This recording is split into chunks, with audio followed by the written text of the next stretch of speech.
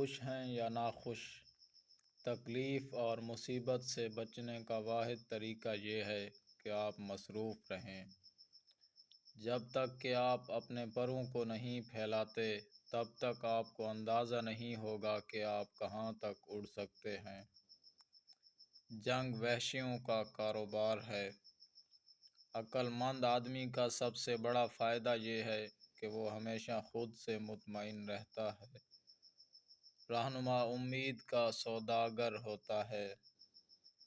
مرد صرف ضروریات کو مد نظر رکھتے ہیں، صلاحیتوں کو کبھی نہیں۔ آپ ایک ہی دشمن کے ساتھ بار بار مت لڑیں، ورنہ اس طرح آپ دشمن کو اپنے سارے جنگی فن سکھا بیٹھیں گے۔ تاریخ ایک متفق جھوٹ کا مجموعہ ہے۔ دولت خزانے کے قبضے میں نہیں ہوتی، بلکہ ان کے استعمال میں ہوتی ہے۔ ہمت محبت کی طرح ہے، اس میں پرورش کی امید رکھنی چاہیے۔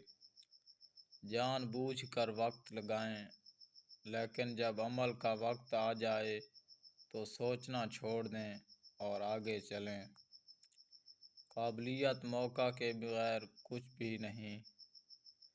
صرف دو قوتیں ہیں جو مردوں کو متفق کرتی ہیں: خوف اور دلچسپی۔ ایک بار جب آپ ذہن بنا لیں تو پھر اس پر قائم رہیں، پھر اگر مگر نہیں ہونا چاہیے۔ جب آپ کے دشمن سے غلطی ہو رہی ہو تو آپ کبھی بھی مداخلت نہ کریں۔ اگر آپ چاہتے ہیں کہ کام اچھی طرح سے ہو تو آپ خود ہی کریں۔ ادویات صرف بوڑھے لوگوں کے لیے موزوں ہیں۔ میرے پاس آپ کے لیے ایک ہی نصیحت ہے: قابل بنو۔ جس چیز کو روکنے کی طاقت نہ ہو اسے کبھی منع نہیں کرنا چاہیے۔ جو چاپلوسی کرنا جانتا ہے وہ غیبت کرنا بھی جانتا ہے۔ جو فتح سے ڈرتا ہے اسے شکست یقینی ہے۔ جسم کا بہترین علاج پرسکون دماغ ہے۔ فتح سب سے زیادہ صبر کرنے والوں کی ہے۔ ناممکن ایک لفظ ہے جو صرف احمقوں کی لغت میں ملتا ہے۔